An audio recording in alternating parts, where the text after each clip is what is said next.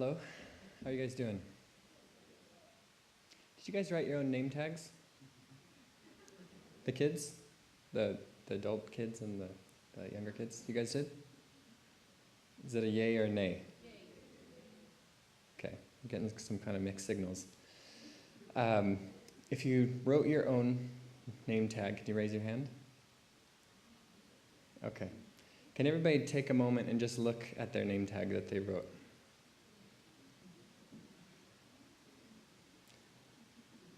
Then look at your neighbor's name tag.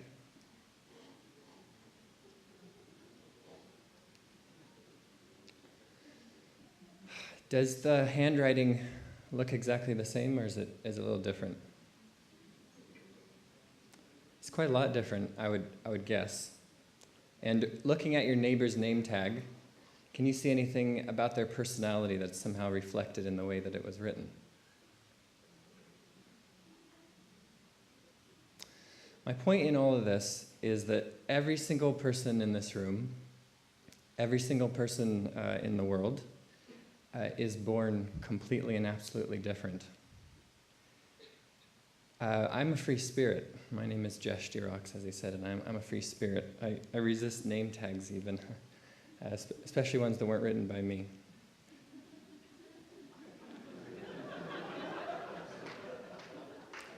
And I say I'm a free spirit, and that's almost like if you call someone a free spirit, sometimes it can be kind of like a compliment or something like that.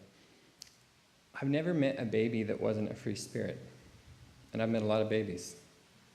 Every single one of them I would describe very accurately as a free spirit, and yet people start growing up from babies into kids, and then older kids, and then to adults sometimes, and then not every adult that I have met would I describe as a free spirit. That's kind of sad to me. There's something about a baby when you look at them that just speaks of more questions than answers, I think. What are you going to be when you grow up? What are you going to look like? What are you going to do? What are you going to discover? And then again, as we get older and older, often it's less questions and it's more answers. I'm this. I'm bad at this. I'm okay at this. This person doesn't like me. This person does. That transition between free spirit to, if we're honest, sometimes bitter spirit. I've seen some bitter spirits out there. I've seen some confused spirits. I've seen some depressed spirits. I've seen some successful spirits. But the degree of freeness, changes quite a bit for most people. And I think a part of the major reason for that is because as these amazing human beings we are, with all these questions in the beginning, we go out there asking for questions, and there's a lot of people out in the world who are happy to give you answers, a lot. The problem is there's a lot of ways to answer a question, especially a question as important and powerful as, who am I? Which is basically what we're asking from the time that we're babies. Maybe not babies, I think when we're toddlers we start asking, who am I, who am I, who am I? And the people around are constantly giving us that answer of who we are. And I think the main difference between being a free spirit and not being a free spirit is, as a free spirit, I'm the one who gets to decide the answer to that question, who am I? And that's a right that we all have as babies. Nobody can really tell a baby who they are, because if you try to tell a baby who they are, who's tried to tell a baby anything, actually? And how'd that work out for you? They just do what they want to anyways. And is there a benefit and a blessing in being able to understand what other people want from you? Surely there is. And all of the greatest human achievements have been achieved by humans interacting together, and learning how to interact with each other is really important. But who's ever done something that someone else wanted of them, but they didn't really want to do themselves? And did that make you feel really free and alive inside? I would bet probably not. So that feeling of freeness that we have as babies, one of the main reasons I think that it disappears is because we start learning to do things because we think that other people want them of us, and we think that somehow they'll like us more after we do that. And sometimes it's true and sometimes it's not. And what I found in my own personal experience is that that's a pretty fickle game to be playing. It's kind of like, if you try to live your life for the approval of other people, it's kind of like gambling. Who's played roulette? No, I'm just kidding, wrong room for that. Anyways, when you gamble roulette, you throw this ball. I've seen this on TV, I've never done it myself. And the ball goes around, and if it just so happens to hit the one number, then you win something. And if it doesn't hit it, you lose all your money. And I stopped playing roulette after about the third time that I tried it because the odds aren't good. And I lost. And I think that's a similar reason why I stopped looking for approval in other people. It's because the odds aren't good. Even if you just so happen to do the thing that they like one day, guess what? That doesn't necessarily mean they're going to continue to give you that approval going forward. So one of my favorite things about homeschooling is that the responsibility really gets put onto you to decide the answer to that question, who am I? When you're put into social situations that have as much, as many people willing to give you an answer as there are in something like schools, there can be advantages to that if you have an example at home, or if you just so happen to be the kind of person who is interested enough in your own personal freedom to be able to maintain that right that you were born with to decide who you are. But as I've said, in most people, that right starts getting lost. And in most people that I've met anyways, that right starts getting lost. And so we go into these schools with all of this pressure. And as animals, as animal creatures, we do have a powerful herding instinct. We do want to be accepted inside of the groups. And that desire that we have to want to be accepted with everyone else often puts us in situations where we trade that personal freedom that we have for this sense of approval. As a homeschooler growing up, most of my life, there was probably about 3 years or so when I was in more schooling type of situations, I was given the responsibility to decide, who am I? I got to decide what I wanted to do most days. I got to decide what I wanted to learn about. I got to go at my own pace. And as much of a blessing as I think the school systems are, as much of a wonderful invention that they were, the standardization that has to happen to be able to maintain those kind of ratios, one teacher to so many kids, there has to be standardizations. And inside of that standardization, there's basically people whose job it is to tell you this is what you need to do, this is who you are. And again, it's not that that's the worst thing in the world, but there's something lost in there. There's something lost because in my experience and in my opinion, well, I'll say actually in the experience and opinion of a Nobel Prize winner, who of course was a major contributor, not just to himself, but to a lot of other people in the world. He said discovery consists, his name was Albert Gyortsky-Jens, I believe. He said discovery consists of looking at the same thing as everyone else and seeing something different. And so again, I go back to that point I've come back to several times. When you look in the mirror, what is it that you see? It's a really important question, and it's one that I hope you continue to ask yourself for the rest of your life, because what you see when you look back in that mirror is going to define a lot of things about your life experience. And being in a homeschool situation, I was able to have my parents, I think, be part of the people who told me what I should see, and myself, more than anyone else. And I trust and love my parents, and I feel like they've got a better seeing of me than just an average person out in the world. Not an absolute seeing, and I think there certainly came a point in my own journey when I had to decide who I am even beyond my parents. But as a kid, I feel like my parents really were more qualified to tell me who I was, to answer that question, than a stranger that didn't necessarily know or care about me to the same degree. So in short, I think that's the major benefit to homeschooling, is that freedom that you really have. However, that freedom comes with a responsibility, just like all freedoms do. And that freedom and responsibility is that there is a lack of pressure in homeschool, I would say, because the pressure of the social situation sometimes pushes you to achieve and to work harder than you would for acceptance often, but still it does push you to achieve and work hard. And working hard and learning to work hard and learning to push yourself are incredibly valuable skills. So I think the challenge in a homeschooling situation, especially when you start going into high school, is you need to learn how to motivate yourself and how to initiate that drive.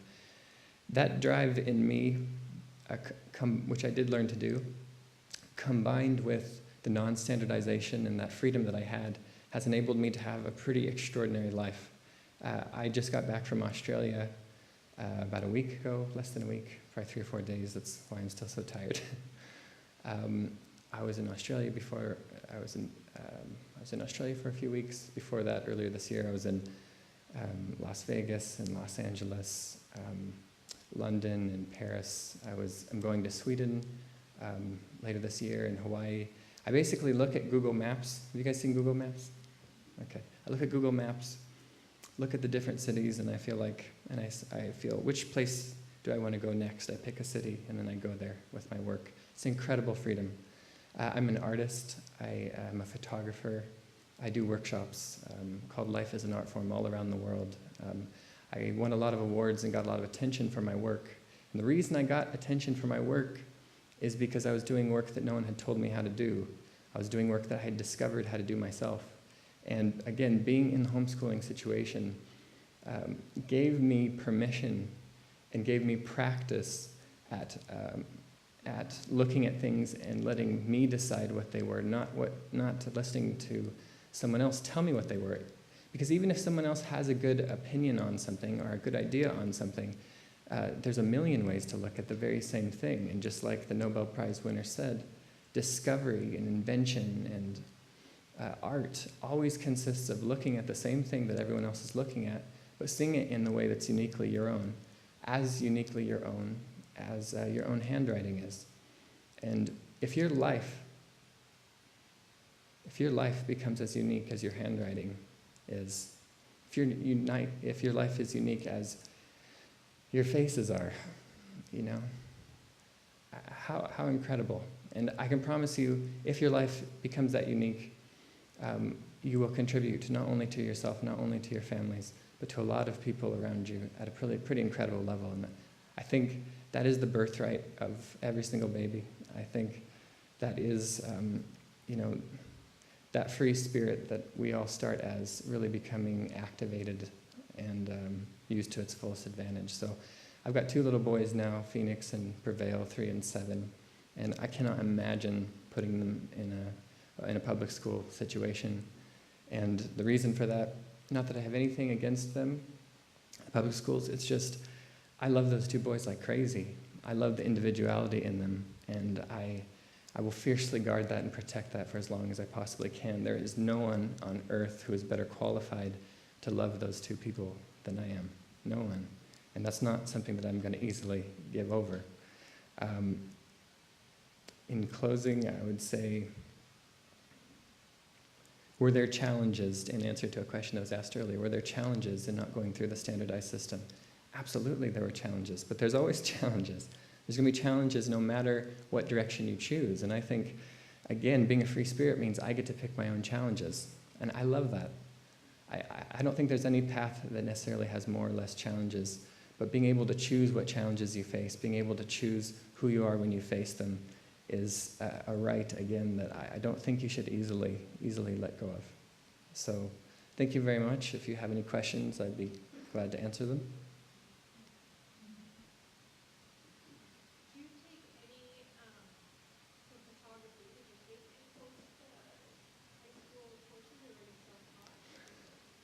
It's an interesting question. For my senior year, one of the things I did for my senior year was I got to record a music CD. And again, I mean, how cool is that compared to what most kids are doing in their senior year? I got to record my first music. It wasn't a CD, actually, it was a tape. Do you guys know what tapes are?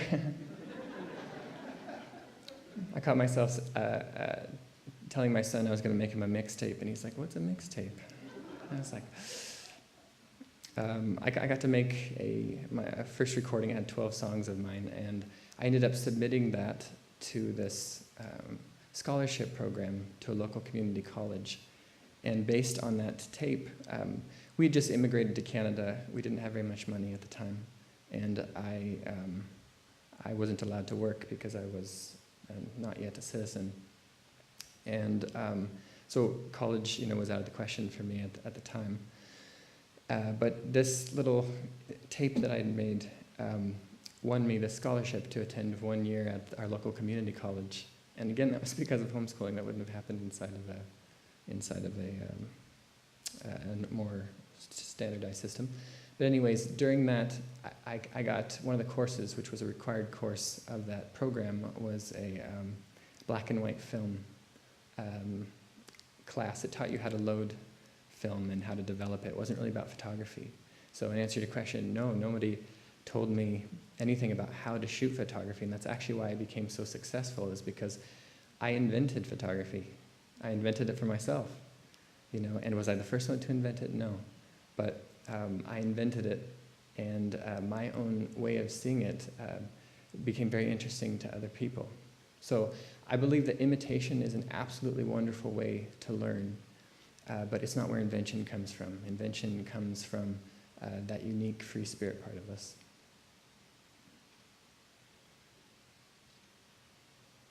Yes? You mentioned that you immigrated. Were you always homeschooled prior to that? Most of our years. There was about 3 years where I wasn't homeschooled. We traveled a lot. I think I'm in my 56th house right now. So with that much traveling is one of the reasons why homeschooling was such a great option for us. And I can tell you that being thrown into the system after having a more free spirit kind of an education when I was younger. I think my first public school experience was in 6th grade. It was incredible, like how small I grew during that year. Were there things that I learned? Certainly there were, but so many people telling me who I was. Just one quick tiny story, if that's okay. Yeah? Okay. I was in 6th grade, had incredibly high self-confidence. Walking into that year, they made us do a test before we went in, and I tested in high school levels in a lot of the stuff that I was learning compared to where the other kids were. And again, that was because I got to learn at my own rate, doing things that were interesting to me. I walked into that room with a briefcase, which I thought was really, really cool. And I walked in there, and I came home that day, and I remember specifically telling my mom, "Mom, I think all the girls like me."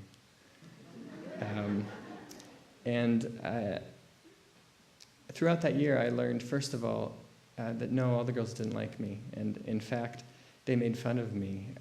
That first day, they were snickering behind my back about my suitcase. And by the end of the week, I had left the suitcase at home, and I never picked it up again. And my vocabulary lessened that year because people made fun of me for using words that they didn't understand, and it made them feel smaller. So they tried to make me feel small back, and they were really good at that by that time because they had had 6 years of practice. And through that year, I learned a lot of things about myself that weren't good things to learn because they were other people's ideas. And I wish I had never put down the suitcase. I think that was a sadness. We all have our suitcases. We all have our things that make us unique, and things that we love. And again, cherish that ability you have to decide what's cool. Don't let other people take that from you. It's one of the saddest things, because when you grow up, if you're an adult and you still know what's cool to you and what's not cool to you, you will be able to make contributions to the people around you that come from something inside of you versus what has been taught. Because everything that's taught, very last thing I'll say, I'm sorry, I'm very passionate about the subject. Very last thing I'll say, Einstein, renowned as one of the greatest contributors to science, He said, imagination is more important than knowledge. And that's a big thing to say. And the main difference between imagination and knowledge is that knowledge is finite. There's a certain amount of it. And it's what's already been done. It's what's already been said. It's what has already been contributed. And if you live your life just out of knowledge, you're going to be living kind of in a fence. And knowledge is important and it has its place, but the greatest contribution that every single person in here has in potential is their ability to draw upon the imagination, that part of them that's not yet written, and be able to share that. Thanks.